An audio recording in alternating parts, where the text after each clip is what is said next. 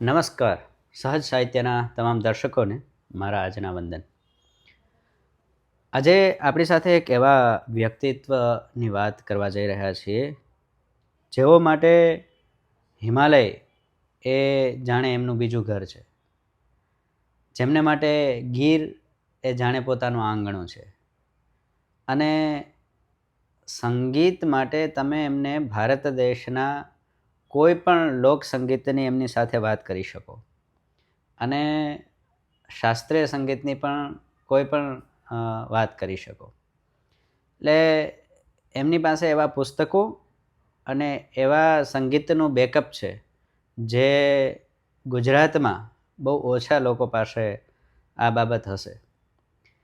અને એ વ્યક્તિત્વ એટલે અમારા ભટ્ટ સાહેબ, જેમનું પૂરું નામ છે રજનીકાંતભાઈ ભટ્ટ. નમસ્કાર સાહેબ. નમસ્કાર. સહ સાહિત્યમાં આપનું સ્વાગત છે. આપની જીવન વિષયના પરિચયની શરૂઆત કરતાં પહેલાં મારે પૂછવું છે કે છેલ્લે આપ ક્યારે ગયા હતા હિમાલયમાં? છેલ્લી મારી યાત્રા ઓક્ટોબર આખરમાં હતી. અચ્છા. અને ત્યારે હું અને મારા મિસિસ બંને પણ સાથે ગયા હતા. આપની ઉંમર સાહેબ? મને આ 70મું વર્ષ ચાલે છે. 70 વર્ષ આપના થયા, અને આપે હિમાલયની કુલ અત્યાર સુધીની કેટલી યાત્રા કરી? આ છેલ્લી યાત્રા એ 51મી યાત્રા હતી. 51મી યાત્રા. 51 યાત્રા આપની પૂર્ણ થાય છે, અને અમે પણ એવા સંજોગોમાં આપણી પાસે આવ્યા છે કે આ 51મી યાત્રા સાહેબે હિમાલયના અલગ અલગ સ્થળોમાં ફર્યા છીએ, અને એ ફરેલા જે છે એનો આજે આપણે અનુભવ, એનો નિચોડ એ આપણે મેળવીશું. સૌપ્રથમ તો સાહેબ વાત કરું કે આ હિમાલયનું ભ્રમણ, જંગલનું, વાઇલ્ડ લાઈફનો શોખ આ આપને અંદર કઈ રીતે જન્મ્યો? અમારા દાદા એક ખલતો રાખતા. હમ. એ ખલતો એટલે સામાન્ય રીતે સુડી, સોપારી, પાન, કાથો, ચૂનો એ બધું એક ખલતામાં રાખતા. એવી રીતે નાનપણમાં ઘણી વાતો કરતા. એમાં એની બદ્રીનાથની યાત્રા જ્યારે એણે કરી હતી એની પણ વાત કરતા. એટલી સરસ વાતો કરતા કે જેનાથી, અને દાદા પુસ્તકોના શોખીન હતા. જિલ્લા પંચાયતની જે ફરતી લાઇબ્રેરી છે એના પુસ્તકો જ્યારે અમારા ગામડામાં આવતા ત્યારે એના જે આચાર્ય છે એ બધા પુસ્તકો અમારે ઘરે મોકલી દેતા. ત્યાં વાંચવાવાળા વર્ગ બહુ ઓછો હતો. કયા ગામની વાત કરો છો? જૂની ચાવણ. જૂની ચાવણ. એટલે દાદા જે પુસ્તક વાંચતા એ પુસ્તક વાંચવાનો મને પણ મહાવરો થઈ ગયો. એમાં કાકા કાલેલકરનું જે પુસ્તક છે હિમાલયનો પ્રવાસ, એ પુસ્તક વાંચ્યા પછી હિમાલયનું આકર્ષણ જાગ્યું હતું. અચ્છા. એ રીતે. તો આપની પ્રથમ હિમાલય યાત્રા ક્યારે અને કેવી રીતે શક્ય બની? 80ના દાયકામાં, એટલે લગભગ ત્યારે ઈચ્છા એવી થઈ કે ભાઈ અમરનાથની યાત્રા કરવી. ત્યારે અમરનાથ એટલે જે જમ્મુ સુધી ડાયરેક્ટ કોઈ ટ્રેન પણ નહોતી. એટલે યાત્રા કરવી એટલે અમારા 2-3 સાથીદારો પણ તૈયાર થયા અમરનાથની યાત્રા પર. મારા બનેવી પણ એ કે મારી પણ ઈચ્છા છે. પણ અમારે ફૂલછાપ સાથેનો એક ગૌરવ હોવાને કારણે જુનાગઢ ફૂલછાપના જે પત્રકાર હતા ચંદ્રકાંત શુક્લ, એણે અમારી ટિકિટ, ત્યારે રિઝર્વેશન આ રીતે નહોતું, ઓનલાઈન કે કાંઈ નહોતું, તો જન્મભૂમિ ભવન દિલ્હીના કુંદન વ્યાસ થ્રુ અમારી ટિકિટ બુક કરી હતી. બરાબર. વેરાવળથી એક ટ્રેનમાં દિલ્હી મેલનો ડબ્બો લાગતો, અને અમદાવાદમાં દિલ્હી મેલ સાથે એ ડબ્બો જોઈન્ટ થતો. એ ડબ્બામાં મેં દિલ્હી પહોંચ્યા, અને દિલ્હી અમે જન્મભૂમિ ભવનમાં જઈ અને કુંદનભાઈ આગળથી અમે ટિકિટો મેળવી. કુંદનભાઈ બહુ ખુશ થયા ત્યારે કે છોકરાઓ તમે હિમાલય જાઓ છો, અમરનાથ જાઓ છો, એ અદ્ભુત પ્રસંગ કહેવાય. એટલે ત્યારે મારો અમરનાથનો પહેલો પ્રવાસ હતો. બરાબર. એટલે અમરનાથ આપે સૌપ્રથમ જોયું. ત્યારબાદ એમની જે નાની નાની પર્વત શૃંખલાઓ છે એ પર્વત શૃંખલામાં કઈ કઈ પર્વત શૃંખલાઓમાં આપે જવાનું થયું અને ત્યાંના અનુભવ કેવા રહ્યા? એટલે ત્યાંની એટલે કયા કયા સ્થળો? કાશ્મીરના. હા, કાશ્મીર હોય કે પછી જમ્બુ હોય કે પછી ત્યાંનો આખો વિસ્તાર? એટલે અમે ત્યારે બાલતલથી છે ને યાત્રા કરેલી. અચ્છા. એટલે બાલતાલ, સોનમર્ગ, બાલતાલ અને ત્યાંથી ગુફા સુધી બરાબર અમે ગયેલ. એ સિવાય શ્રીનગરનો બધો વિસ્તાર જોયો હતો, બનિહાલ, પછી ગુલમર્ગ, ત્યાં પણ અમે ગયેલા. એટલે આ એ ટાઈપનું હતું. 51 યાત્રાઓમાં એવા કયા કયા સ્થળ છે જે તમને આમ અદ્ભુત એમ લાગ્યું કે આ સ્થળે બસ અહીંયા રોકાઈ જઈએ? દરેક સ્થળ એકબીજાથી ચડિયાતા છે. અચ્છા. પણ વારંવાર છે ને ઈચ્છાઓ મર્યાદિત નથી. ઓકે. બધું લઈ લેવું એવી આપણી વૃત્તિઓ હોય સામાન્ય રીતે. પણ અમુક સ્થળો એવા છે કે જે આપણા હૃદયને સ્પર્શી જાય, કે જે જગ્યાએ જાઓ તો એની જે ઓરા છે એ આપણને વશ કરી લે. ચોક્કસ. એ ટાઈપનું ખરું. પણ યાત્રાની મારી યાત્રા છે ને આધ્યાત્મિક અને સાહસ એ બંનેનું મિશ્રણ. એટલે જે પણ હું યાત્રા કરતો એમાં આધ્યાત્મિકતા પણ આવવી જોઈએ અને થોડી ઘણી સાહસિક વૃત્તિ પણ આવવી જોઈએ. એટલે એ રીતે મારી યાત્રા નહોતું. મારી એક યાત્રા એમ વાત કરું તો જ્યારે મારે ગૌમુખ જવું હતું, બરાબર, ત્યારે અમે ગંગોત્રીથી ગૌમુખ સુધી ગયા. વહેલી સવારે નીકળ્યા. બપોરે 1 વાગે અમે લાલ બાવાના આશ્રમમાં પહોંચ્યા અને અમારું શરીર થાકીને લોથપોથ થઈ ગયું હતું. બરાબર. ત્યારે એ લાલ બાબાએ અમને શરબત પાયું. હા. લીંબુનું શરબત, બરફ નાખેલું. હા. અમે વિચારમાં ત્યારે મગજ એ પણ વિચારતું નહોતું કે આ બરફ ક્યાંથી કાઢ્યો.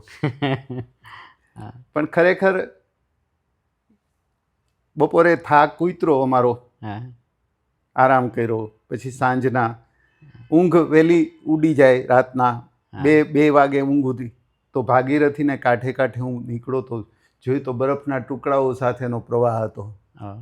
એટલે આ બધું એવું. અને જ્યારે હું ગૌમુખ પહોંચ્યો ત્યારે મારી ચાલવાની ઝડપને કારણે સૌથી પહેલો હું ગૌમુખ પહોંચ્યો હતો. સાવ નિસ્તબ્ધ વાતાવરણ.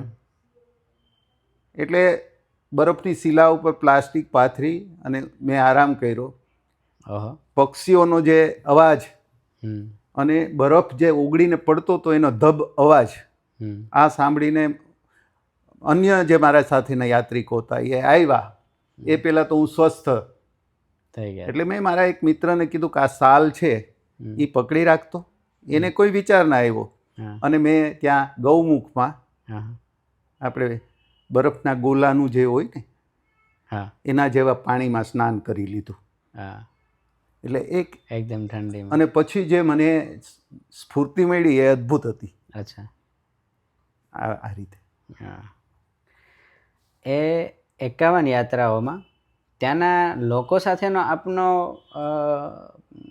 અનુભવ કેવો રહ્યો?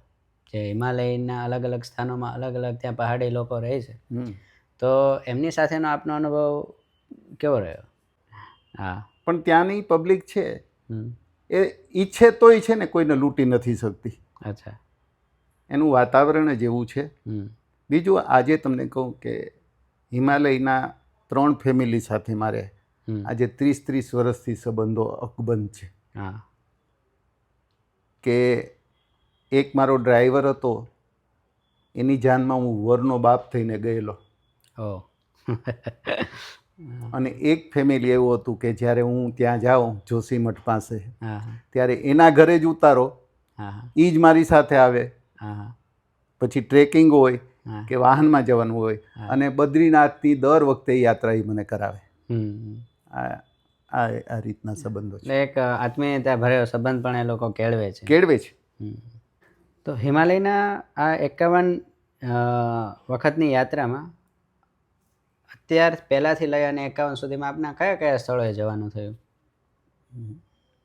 પહેલાં તો આપે કીધું કે અમરનાથ, ત્યારબાદની યાત્રાઓના સ્થળોના નામ શું હતા? એટલે ગંગોત્રી, ગૌમુખ, યમનોત્રી, બદ્રી, કેદાર, વેલી ઓફ ફ્લાવર્સ થી માંડી અને પંચ કેદાર કહેવાય છે, 7 બદ્રી છે, એ છે, કૈલાસ માનસરોવર, પછી આદિ કૈલાસ, એ દારમા વેલી આખી, મુનસ્યારી, ચકોરી, પાતાળ ભુવનેશ્વર, જાગેશ્વર, અસંખ્ય નામ આવી શકાય. બરાબર છે. એમાં હિમાલયનું આમ દુર્ગમ સ્થાન આપને કયું લાગ્યું કે જેમાં આપને જવામાં પણ મુશ્કેલી પડી હોય?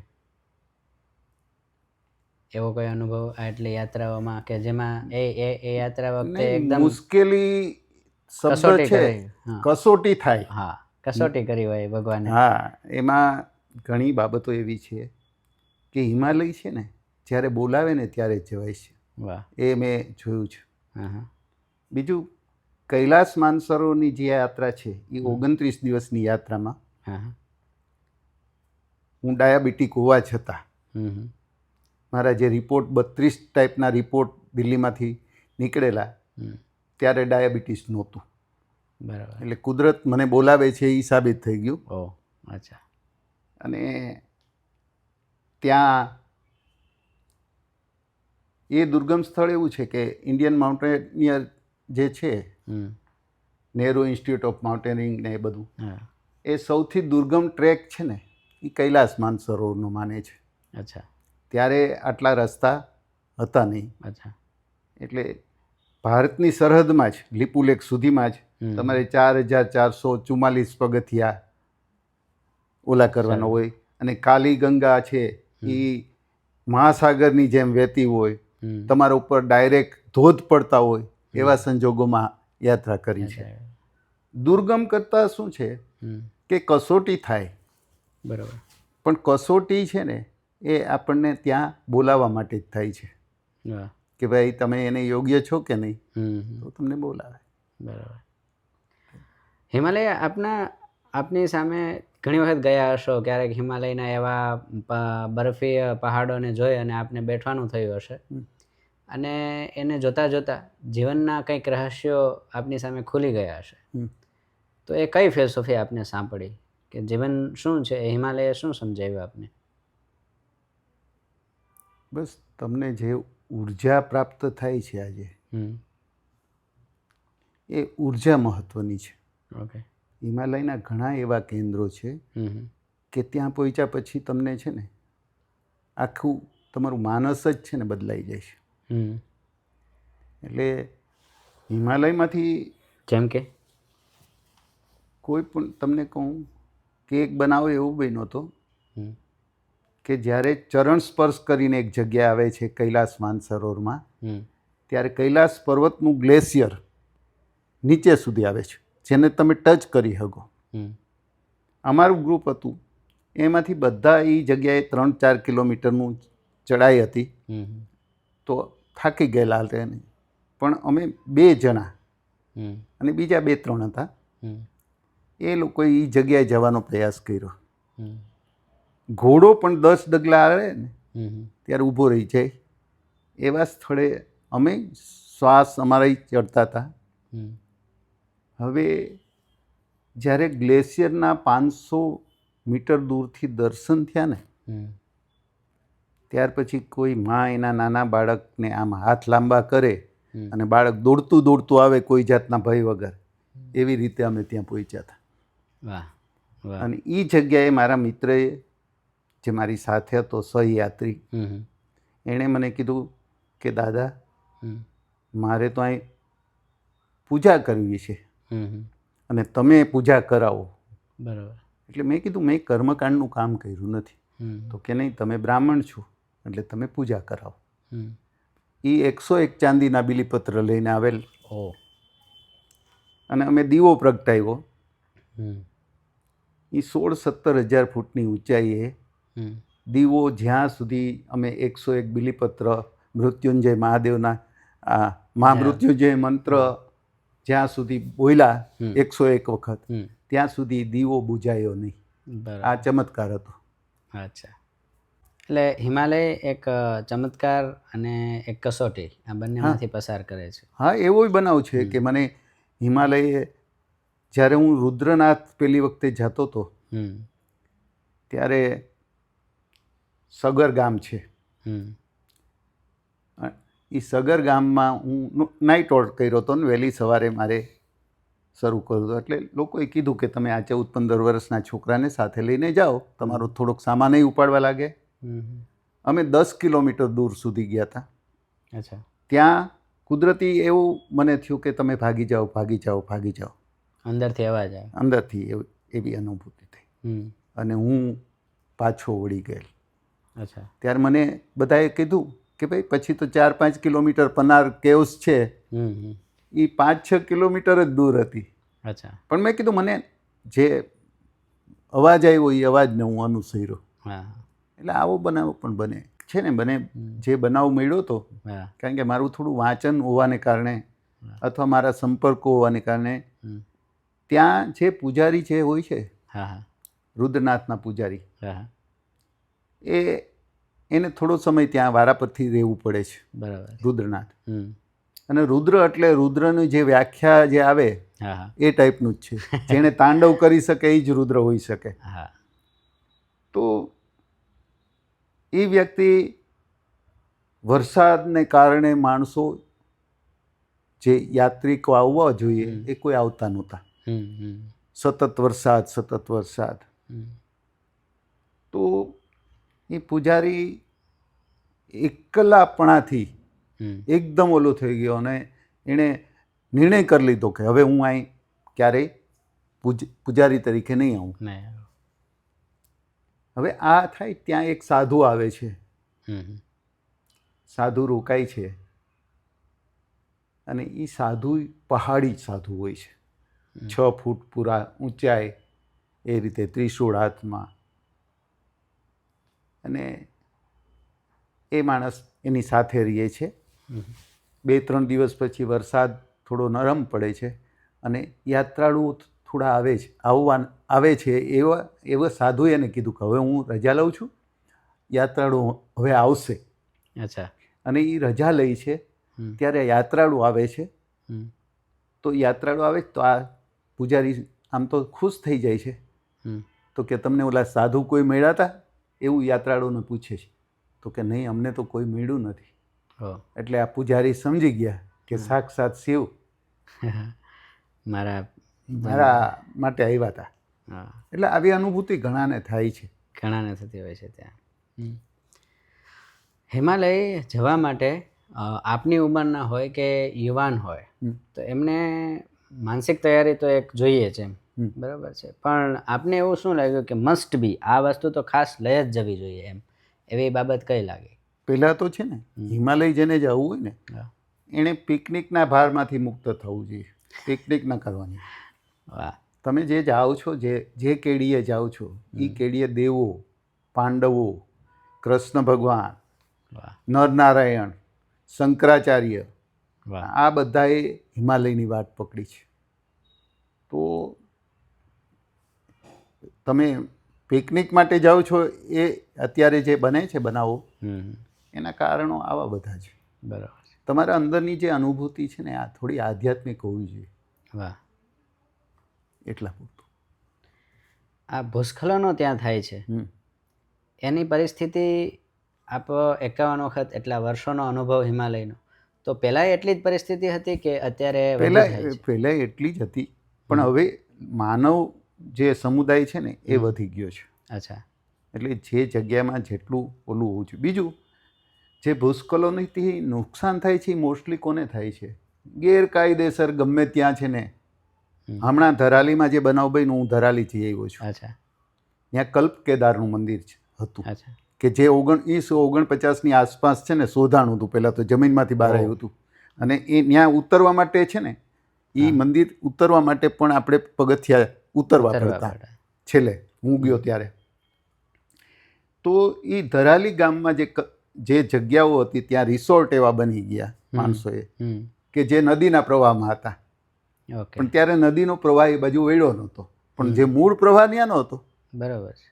હા, એટલે થવાનું. એટલે તમે પ્રકૃતિને છંછેડો તો પ્રકૃતિ તો તમને ભસ્મ કરી દે.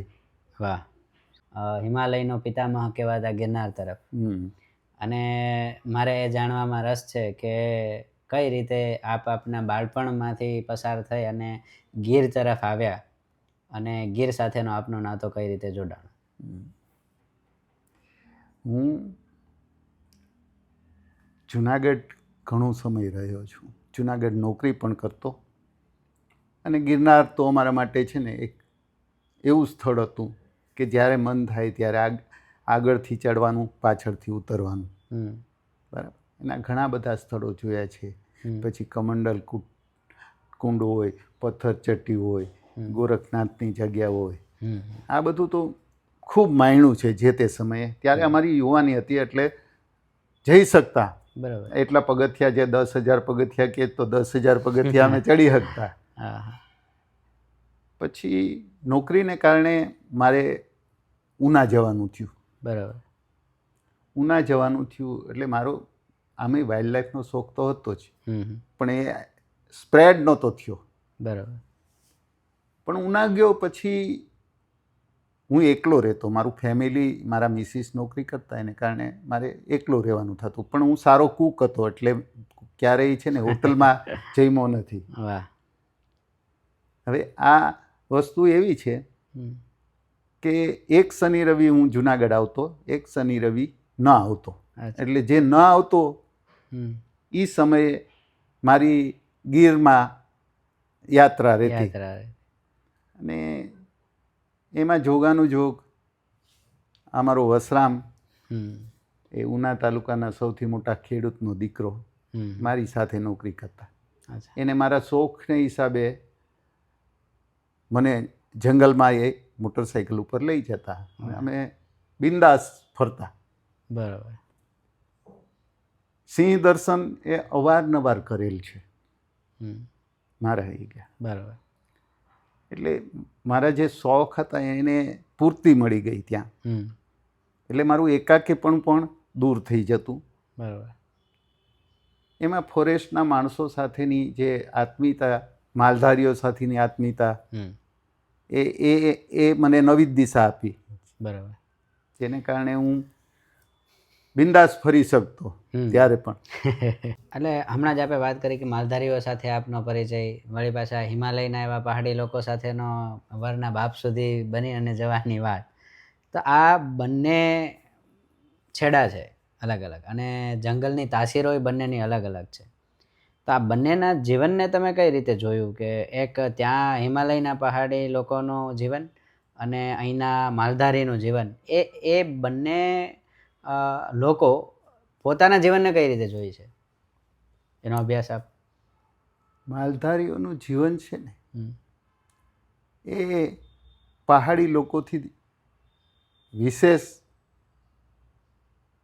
રીતે છે નહીં કંઈ, પરંતુ એ લોકો હવે અન્ય ટ્રાન્સપોર્ટ મારફત પોતાનો ગુજારો કરે છે. પણ જે મુશ્કેલીઓ છે એ ત્યાં તમે જંગલના નેસમાં જાઓ તો ગારાવાળો મકાન તો ન કહેવાય, નેસ જ કહેવાય. સિંહ સાથેની એ લોકોની જે આખી દોસ્તી કહો કે એની આરેનું આત્મીયતા, વર્ષમાં 1, 2, 3 વખત એના ઢોરનું મારણ પણ થઈ જાય. ત્યારે જંગલ ખાતું એને પ્રોપર ઓલું પણ ના આપે, વળતર પણ ના આપે. એવા સંજોગોમાં એ લોકોનું જીવન છે ને એ મેં બાળપણમાં એટલા માટે, મારા ફાધર છે ને માલધારી સ્કૂલમાં, એટલે નેસ સ્કૂલો હતી ને, જ્યારે શિશુ મંગલ થ્રુ, ત્યારે એમાં નોકરી કરતા. અચ્છા. એટલે 7 ગાંવ સુધી ચાલીને જવું પડતું ત્યારે. અત્યારે કયા નેસમાં હતા આપના ફાધર? અબુડી નેસથી માંડીને આ રસુલપરા. અચ્છા. એટલે ત્યારે અમે ગઢડા રહેતા. અચ્છા. રસુલપરા છે ને બાજુમાં, એ બધા નેસમાં હતા. ઝાંખિયા હતા, હા. ઝાંખિયા નેસ ત્યારે હતો. હમ. એટલે આ બધા જગ્યાએ એણે પોતે એટલે જંગલની જે અમુક ફ્રૂટ એ ટાઈપના આવતા, પછી જાંબુડા આવતા, પછી ટીમરું આવતા, એ અમે બાળપણમાં ખૂબ સ્વાદ લીધો છે એનો. એટલે ત્યારથી જ હૃદયમાં એક ગીર પ્રત્યેની અહોભાવ તો ખરો જ. બરાબર. અને જોગાનું જોગ મારી નોકરીના સમય દરમિયાન ઉનામાં મેં જંગલને ખૂબ માણ્યું છે. બરાબર. મેં એવા મિત્રો ત્યાં બનાવ્યા છે કે કોઈને કલ્પના પણ ન હોય. એક અમારો વાસુર કરીને માણસ હતો. હા. એ એક દિવસ હું બેંકમાં બેઠો હતો અને એક માલધારી ત્યાં બેંકમાં આવ્યો. એટલે મને આશ્ચર્ય થયું કે અમારી બેંક તો કોઓપરેટિવ, અર્બન કોઓપરેટિવ, શહેરી, એમાં આને શું કામ હશે? પણ મેં બોલાવ્યો એને કે ભાઈ અંદર આવ. એટલે એ મંદિરમાં જેમ જાતો હોય ને એમ બૂટ બહાર કાઢી અને અંદર આવ્યો. આ વ્યક્તિને મેં પૂછ્યું કેમ ભાઈ શું હતું? એટલે એણે મને ચેક બતાવ્યો કે આ ચેક છે. તો SBS ધારીનો ચેક હતો, ત્યારે SBI નહોતી. એટલે મને કે ખાતું ખોલાવવું તું. એટલે મેં કીધું તું SBSમાં જા તો વધુ અનુકૂળ પડે, કારણ કે એ લોકોની જ બ્રાન્ચ છે અને ત્યારે આ બધું જે તાત્કાલિક વસૂલાત ન થાય. તો કે કોઈ મારું ખાતું ખોલી દેતું નથી. એમ કરીને એની આંખમાંથી એક આંસુ પડી ગયો. અને ભાઈ આંસુ પડી ગયો એટલે મારે તો મારું હૃદય પણ થોડું ઢીલું થઈ ગયું. તમે ત્યારે VMC બેંક, વેરાવળ કોઓપરેટિવ. હા. પછી મેં તપાસ કરી, તું ક્યાં, તારો જન્મ ક્યાં થયો? તો કે બાણેજમાં મારો જન્મ થયો. એ તો બાણેજમાં. પછી ત્યારે આવા KYCના નિયમો કડક નહોતા. હા. તો એમ કરતાં કરતાં વડવિયાળા નામ આવ્યું કે વડવિયાળા થોડોક સમય હું હતો. એટલે અમારો એક કર્મચારી વડવિયાળાનો, એને બોલાવ્યો કે આને. તો કે ઓ આ તો અમારા વાસુરભાઈ. પછી ઓળખાણ અને ફોટો લઈ અને એનું ખાતું ખોલી દીધું. એનું ખાતું ખોલી દીધા પછી એનો ચેક વસૂલ થઈ ગયો. એ રાજીના રેડ થઈ ગયો. મને કે સાહેબ તમે ક્યાં રહ્યો છો? એટલે મેં તો મંત્રી સોસાયટીના પાછળના ભાગમાં જે સોસાયટી છે ત્યાં હું રહું છું. તો કે મારે દૂધ દેવા આવવું છે. મેં કીધું ભાઈ હું એકલો માણસ છું, મારે દૂધની એટલી જરૂર નથી. એને એમ કે આને કંઈક સાહેબને હું ઓફર કરું. પછી એણે તો રઢ પકડી. પછી ના છૂટકે મેં કીધું કે એક શરતે હું તારું દૂધ લઉં, મારે 1 લીટર દૂધ જોઈએ. એ 1 લીટર દૂધ તારે આપવાનું, પણ ગામના ભાવે ભાવ, 1 પૈસો ઓછો નહીં.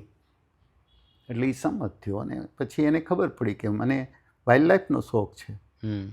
તો ક્યાંક બનાવો બન્યો હોય તો તરત મને જાણ કરતો.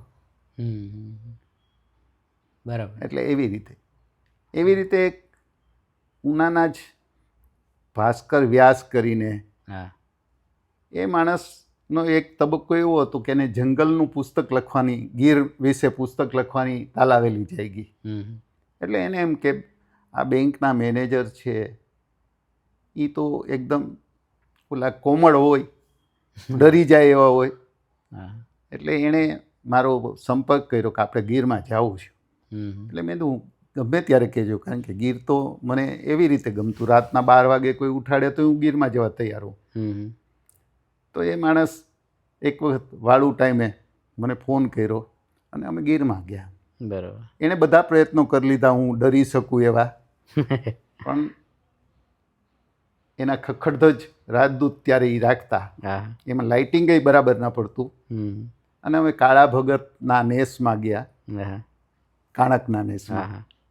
કાળા ભગતને ઉઠાડ્યા. કાળા ભગતને લઈને અમે 3 જણા એ મોટરસાઇકલ ઉપર એક જગ્યાએ ત્યાં કાળા ભગત આરે વાત થઈ કે પહુડિયા બાપુ જે હતા એની વાત કરી કે હું એને મનાવતો આ રીતે. પછી મને ટીટોડીના ઈંડા બતાવ્યા. આ બધું કર્યું અને રિટર્ન આવતા હતા ત્યાં અમને બેલાડ એટલે 2 સિંહ બરાબર. અમને મળ્યા. ત્યારે ભાસ્કરભાઈના આશ્ચર્ય વચ્ચે હું એના કરતાં આગળ સિંહની આગળ ગયો હતો. હા. એટલે આ રીતે સિંહના દર્શન થયા. ત્યારે મને ઓળખાણ કાણકના કાળા ભગતની થઈ. બરાબર. પછી કાળા ભગતે મને એમ કહ્યું હતું કે એકવાર તમે મારા ગુરુભાઈને લઈને આવજો. એના ગુરુભાઈ એક બાબુભાઈ એટલે પુરુષોત્તમભાઈ કરીને હતા, એ ફાટસરના. બરાબર. એટલે હું વસરામનું ફેમિલી અમે બધા એક વખત એ રીતે કાણકના નેસમાં ગયેલા. ત્યારે આ કાળા ભગત અભણ, બરાબર, પણ જે રીતે પ્રાર્થના કરતા હતા સાંજની આરતી, ત્યારે એક બાજુ સિંહો ડણક કરતા હતા, બીજી બાજુ આ માણસ એટલા આરતી કરતા હતા. આવું અદ્ભુત દ્રશ્ય મેં જોયું. બરાબર. આપના જીવન તરફ વળીએ તો મને એ જાણવાની ઈચ્છા થાય કે આ એક બાજુ આ ફરવાનો શોખ અને બીજી બાજુ આપનો સંગીતનો શોખ બહુ પ્રખ્યાત છે. એક સમય હતો કે જ્યારે ફૂલછાબે અને ચિત્રલેખાએ અને અભ્યાને આપના સંગીતના શોખ અને સંગીતની જે કેસેટ્સ એ સમયે આવતી હતી, લોકગીત અને તો ભારતના અને ગુજરાતના પણ અલગ અલગ પ્રદેશોના લોકગીતોનો આપે સંગ્રહ કર્યો. તો આ સંગીત સાધના આમ તો કહી શકાય આપની, કારણ કે આપની પાસે એટલો સંગ્રહ છે કે અને આપે કોઈ સંગીત નહીં સાંભળ્યું હોય એવું બહુ ઓછું બનતું હશે. તો એ સંગીતની તરફની આપની રુચિ કઈ રીતે? મારે જ્યારે જુનાગઢ હું 75માં આવ્યો ને, 1975માં, તો સંગીતની જે સમજ, નાનપણમાં ગીતો સાંભળવા ગમતા. હેમુ ગઢવીને જ્યારે દાદા ત્યારે રેડિયો હતો એટલે હેમુ ગઢવીના સતત પ્રોગ્રામો આવતા, મેરુભા ગઢવીના આવતા, દુલા કાગના આવતા. બરાબર. ત્યારે અમારું ગામનો ચોરો ને એ બધાને વચ્ચે આ બધા પ્રોગ્રામો થતા, ગાતા સરવાણ આવતા. બરાબર.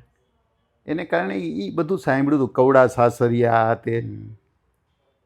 તો એ જે અંદર પડેલું હતું એ જુનાગઢ આવ્યો ત્યારે એમ થયું કે ચાલો ને સંગીત કંઈક શીખીએ.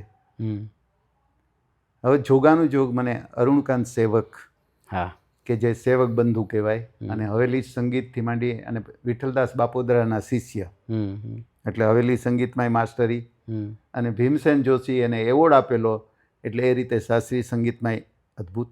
એ માણસ આગળ હું જાતો મારી અનુકૂળતાએ, ત્યાં એની પાસે સંગીત પ્રાઇમરી જેને કહેવાય ને, તો એમાં હું તાનસેન ન બની શક્યો પણ કાનસેન બની ગયો. એને કારણે સાંભળવાની વૃત્તિ. પછી જે પ્રદેશમાં જાઉં ને એ પ્રદેશમાં નું સંગીત હું સાંભળતો, એને ઇગ્નોર ન કરતો. કોઈ પણ વસ્તુ છે એને ઇગ્નોર કર્યા વગર. લોકસંગીતનો તો આપણને ખ્યાલ હોય જ. ગુજરાતી સુગમ સંગીતના એ બધા આર્ટિસ્ટોને લગભગ મેં સાંભળ્યા છે રૂબરૂ. બરાબર. પછી શાસ્ત્રીય સંગીતમાં થોડી ઘણી ચાંચ ડૂબવા માંડી, સાંભળવા પૂરતી. તો એને કારણે આ શોખ ધીમે ધીમે વધતો ગયો. બરાબર.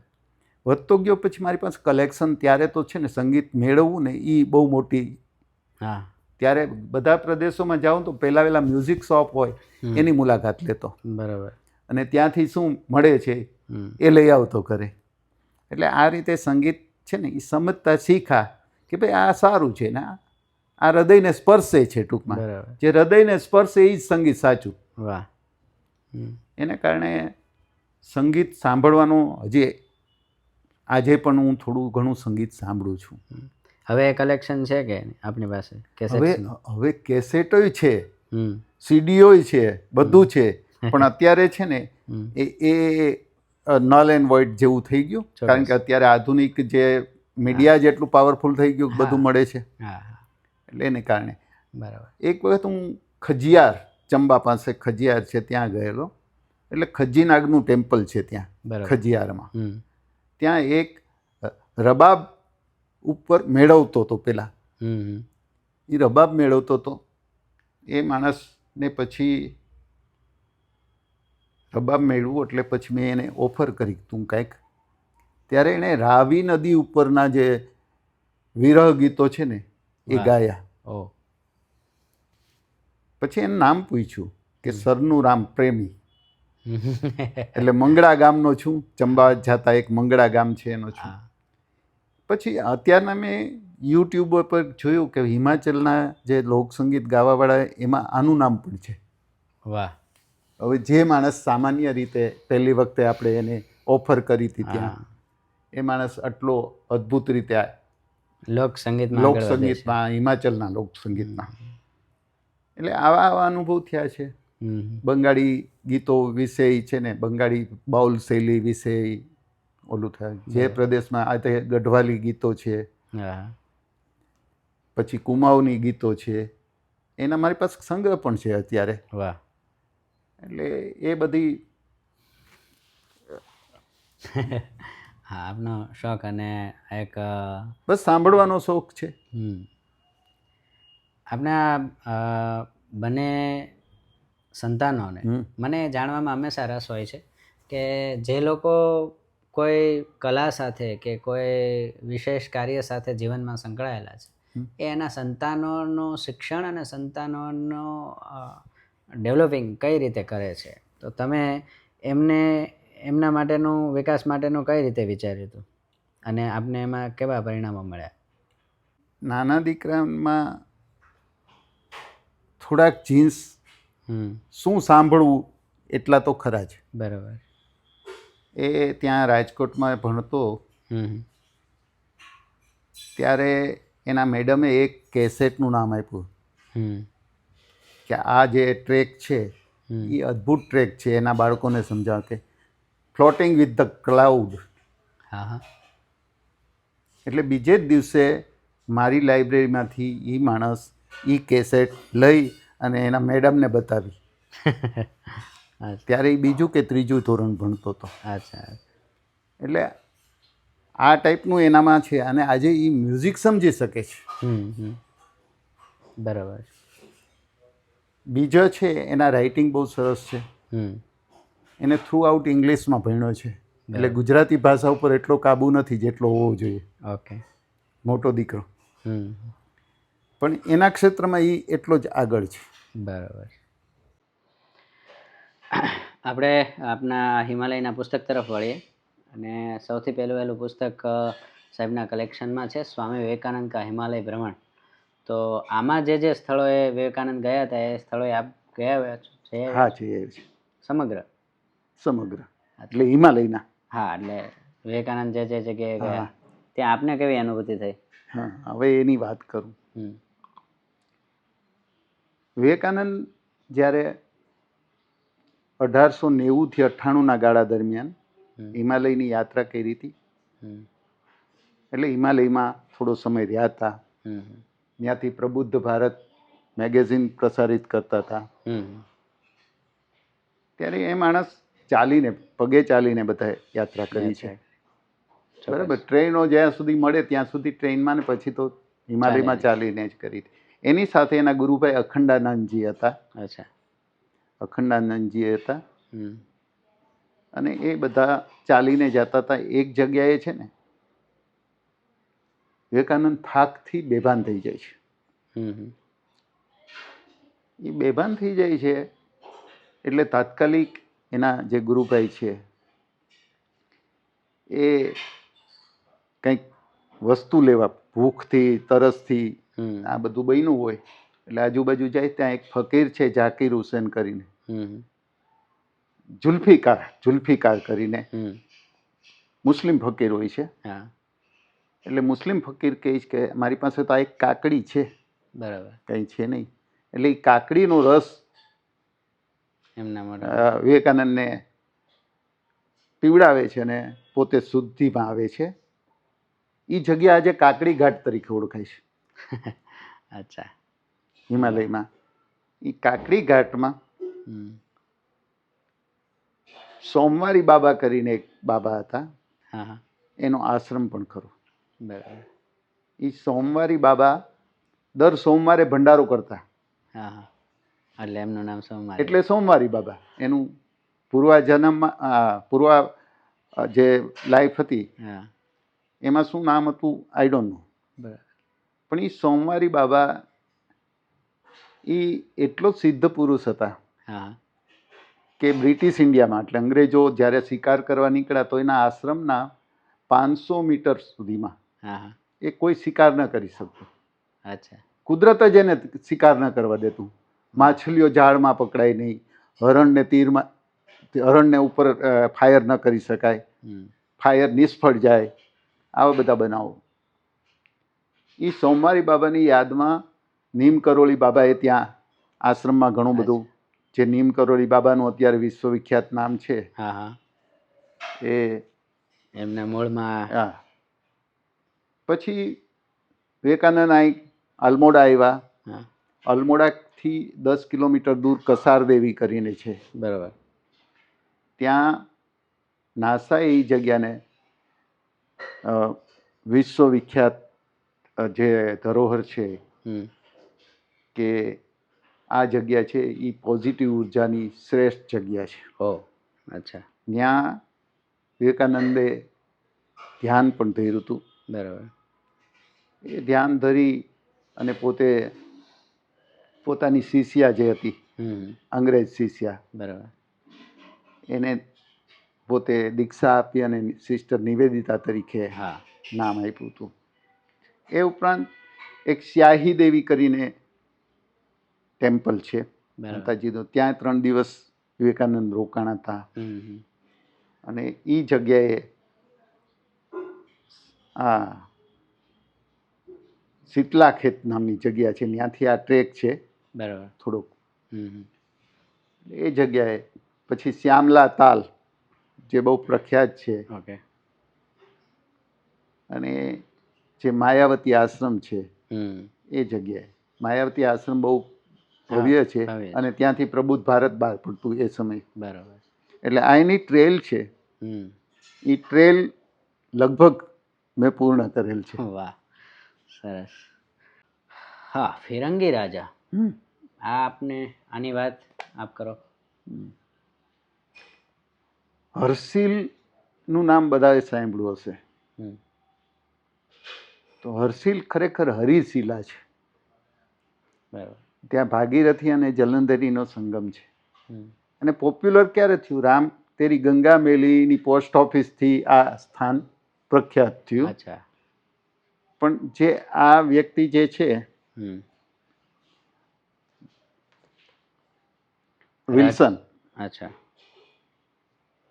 એ ટિહરી રાજ્ય જ્યારે હતું ત્યારે એ માણસ લશ્કરમાંથી ભાગીને આવેલો બરોબર અને ત્યાં હર્ષિલમાં એ રોકાય છે. હમ અને હર્ષિલની બાજુનું મુખવા ગામ કે જે ગંગોત્રીનું વિન્ટર સીટ છે, બરોબર એની છોકરી સાથે મેરેજ કરે છે. અચ્છા લાકડાનો અને શિકારનો લાકડાનું ખાસ તો એનું કામ હતું.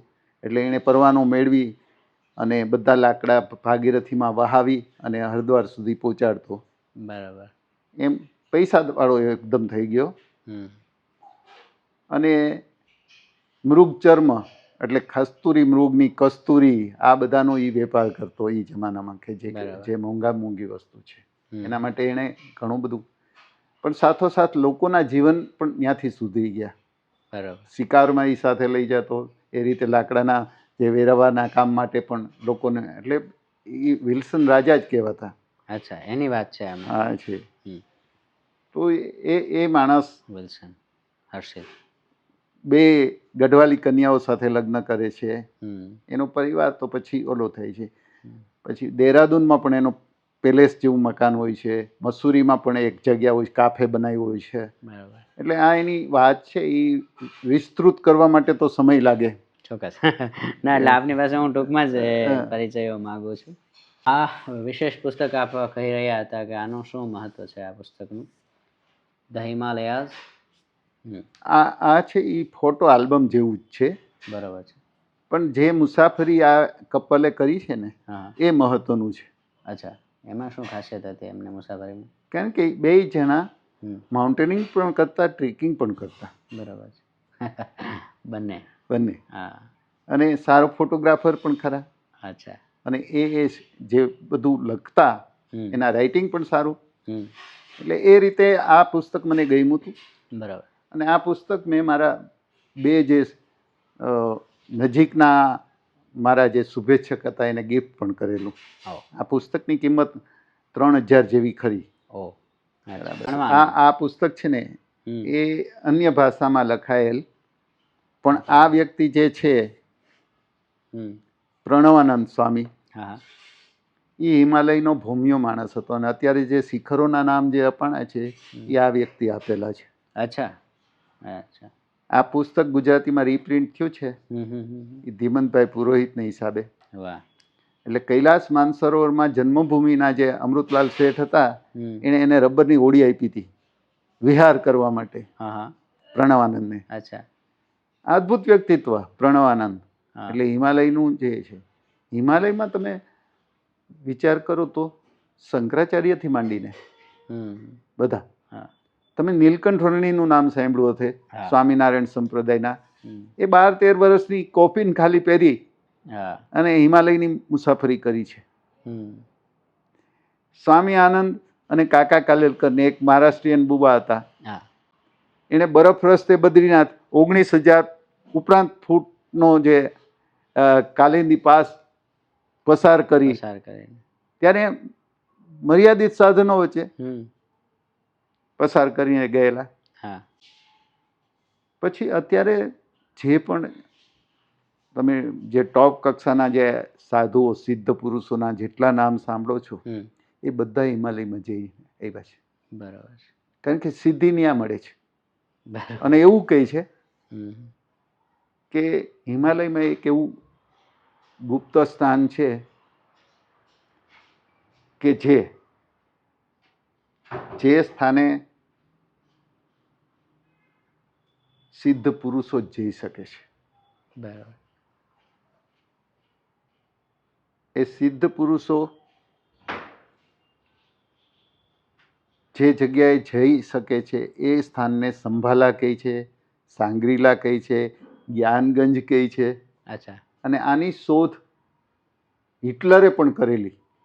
હિટલરે આ જગ્યાએ પહોંચવા માટે, કારણ કે જ્યાં ટાઈમ છે સમય સ્થગિત થઈ જાય છે, સમય અટકી જાય છે, એટલે એ લોકોની આયુષ્ય વધી જાય છે. હિટલરે આ માટે પ્રયત્ન કર્યા. ઇવન ચાઇના પણ છે ને આ જગ્યા મેળવવા માટેની કોશિશ કરે છે. આપ ત્યાં સુધી નહીં, એ જગ્યા માત્ર ને માત્ર સિદ્ધ પુરુષો. અને મિથોલોજી મુજબ તો ઘણા જે મિથોલોજીના લેખકો છે એ લોકો તો એમ કહે છે કે આ જગ્યા પહોંચવા માટે આટલી લાયકાત હોય તો જ પહોંચાય. ને જે આપણા જે ચિરંજીવીઓ છે, 7 ચિરંજીવી છે, એ આજે એ જગ્યાએ છે. અચ્છા. કારણ કે એટલે આ રીતનું છે ત્યાં. બરાબર. એક બાજુ આપની બેંકની નોકરી જેમાં પૈસા અને આંકડા સાથે રમવાનું છે, એક બાજુ આપને સંગીતનો શોખ, આમ તો સંગીત આપના જીવનમાં, અને એક બાજુ આ હિમાલયની યાત્રાઓ, એક બાજુ પારિવારિક જવાબદારીઓ, અને એક બાજુ ગિરનાર અને ગીરની રખડપટ્ટી. આ બધા જમાંથી પસાર થતાં થતાં આ જીવનની સંધ્યાએ હવે જ્યારે તમે આખા જીવનને જોવો છો ત્યારે જીવન આપને કેવી ફિલોસોફી આપે છે? પહેલાં તો જે પોતાની પત્ની છે એ તમને સહકાર આપે એ જરૂરી છે. મને ક્યારેય છે ને રોઈકો નથી. પેલું એ છે. વાહ. બીજું, કૌટુંબિક વાતાવરણમાં જે મારી જવાબદારીઓમાંથી 50% જવાબદારી મારા મિસિસે ઉપાડી હતી. એક એ પણ કારણ છે. જોકે એ પણ મારી સાથે 30 વખત 35 વખત હિમાલય આવી છે. બરાબર, એ કહે છે. બીજું, મેં રજાના પગારની ખેવના નથી રાખી. એટલે મેં મારી રજાઓ છે ને એ હિમાલયમાં વાપરી જ છે. અચ્છા. અને જીવનમાં અત્યારે તમે જુઓ તો એક શોખ માણસે કેળવવો જોઈએ. તમે સાઉથમાં જોશો તો પોતાની દીકરીને એક વાજિંત્ર શીખવાડે અથવા તો નૃત્ય શીખવાડે. આપણે એનાથી અલિપ્ત થતા જઈએ છીએ. આપણા બાળકોને આપણે શિક્ષણનો ભાર એટલો બધો આપી દઈએ છીએ કે એને કારણે એની જે લાઈફ, ઘણા મેં એવા માણસો જોયા છે કે જે નોકરીમાંથી મુક્ત થયા બાદ, રિટાયર થયા બાદ શું કરવું એનું વિભાષણમાં છે. એની રિટાયર્ડ લાઈફમાં એની પાસે કંઈ શોખ ન હોય, વાંચનનો પણ શોખ ન હોય, સંગીતનોય શોખ ન હોય, ટ્રાવેલ યાત્રાનો પણ શોખ ન હોય. એનું જીવન કેટલું બદતર થાય છે મેં નજરે નિહાળ્યું છે. વાહ. જીવનમાં આજે આપણા બાળકોને તણાવથી મુક્ત રાખવા હોય તો જીવનમાં એક શોખ એને કેળવવા દેવો જોઈએ. મેં મારા બાળક માટે એ જ કર્યું હતું. સાવ અજાણી લાઈનમાં એને મોકલ્યો છે, સ્વરને. બરાબર. હવે એ સિનેમાટોગ્રાફર છે, બરાબર છે, પણ એ કેમેરો હું જ્યારે વાપરતો નાનો હતો ને ત્યારે મારા યંગ એજમાં, તો એને એ કેમેરાનું વળગણ છે. આજે એ હૈદરાબાદમાં છે અને પોતાની જ ફોર્મ ત્યાં ઊભી કરી છે, પણ એ એનો શોખ છે. નહીંતર તો તમે નોકરીની ઓલી ખેવનાઓ વચ્ચે તમે આ બધું કરો તો એનો શોખ દબાઈ જાત. પણ એના શોખ અજાણ્યો હોવા છતાં અમે એને મંજૂરી આપેલી. આ જે સ્ટ્રીમ છે એ સાવ અજાણી આપણા માટે.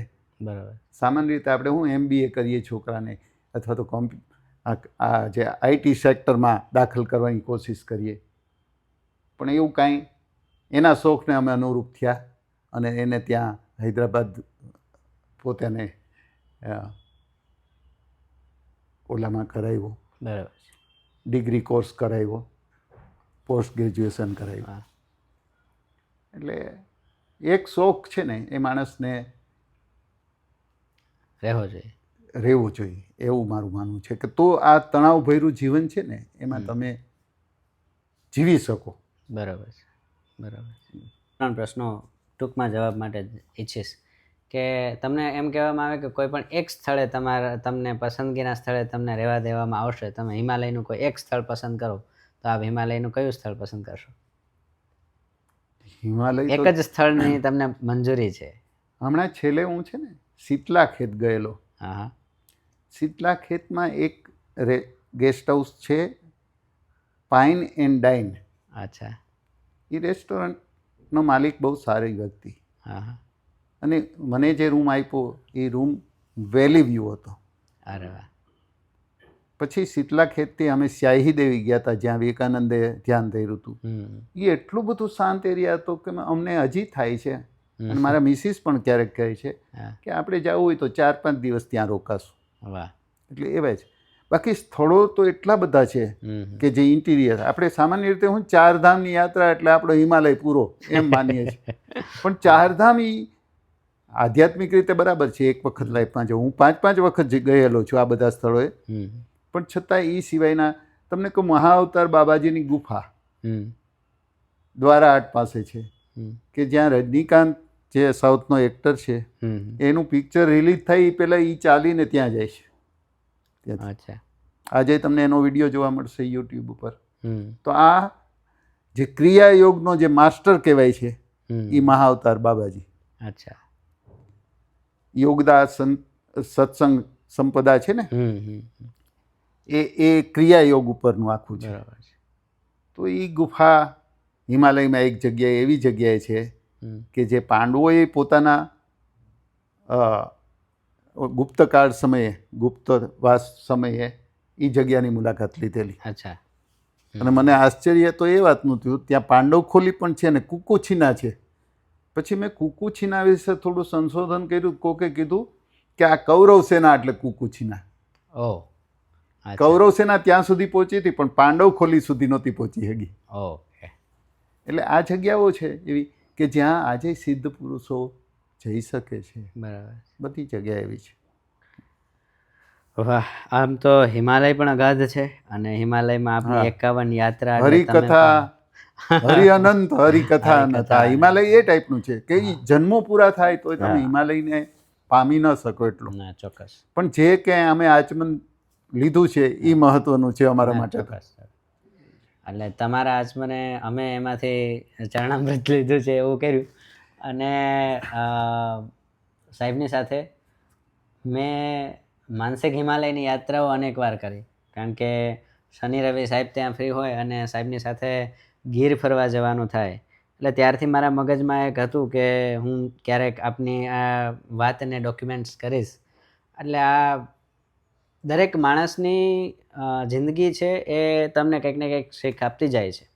એમાં સાહેબ સાથે એટલા બધો સમય પસાર કર્યો ક્યારેક ક્યારેક કે ગીરમાં અમે રખડતા હોઈએ ત્યારે જીવનના ઘણા સત્યો નજરે આવી જતા હોય છે. શક્ય છે કે અત્યારે આ વાતમાંથી આપણે જીવનમાં કંઈક નવી પ્રેરણા જાગે અથવા તો નવી વાતને આપણે મેળવી શક્યા હોઈએ. પણ આજે આ આચમનને હું ડોક્યુમેન્ટ કરી શક્યો એનો મને આનંદ છે. અને સાહેબ આપનો સમય લીધો એ બદલ આપનો પણ ખૂબ ખૂબ આભાર. આપ જો કંઈ વાત રહી ગઈ હોય ને ઈચ્છા હોય તો આપ કહી શકો છો. નહીં, આમ તો આભાર તો મારે તમારો માનવો જોઈએ કે આ વસ્તુ સાંભળવાવાળા પણ છે. કારણ કે યોગ્ય પાત્ર વગર વાત કરવી એ પણ નકામું છે. હા, એટલે મને આનંદ છે કે તમે લોકોએ મને આ રીતે આજે મને કોઈ માણસ હિમાલય જતો હોય તો સૌથી વધુ આનંદ મને થાય છે અચ્છા, કે એ આ જંજાળમાંથી મુક્ત તો થઈ શકે છે ચોક્કસ. વાહ. અને એના ફોબિયાથી મુક્ત થઈ શકે છે. ઘણાને તો ત્યાં શું કરવું શું ન કરવું એવી બધી જે ઓલી હોય છે એમાંથી, અને હું આજે એ પ્રયાસ કરું જ છું. આજે ઘણા લોકોને હું પ્રોત્સાહન આપું છું કે ભાઈ જાઓ, તમે જઈ શકો, હું 70 વર્ષે જઈ શકું, તમે જઈ શકો. બરાબર છે. એટલે આવું છે. વાહ, ખૂબ ખૂબ આભાર સાહેબ. નમસ્કાર.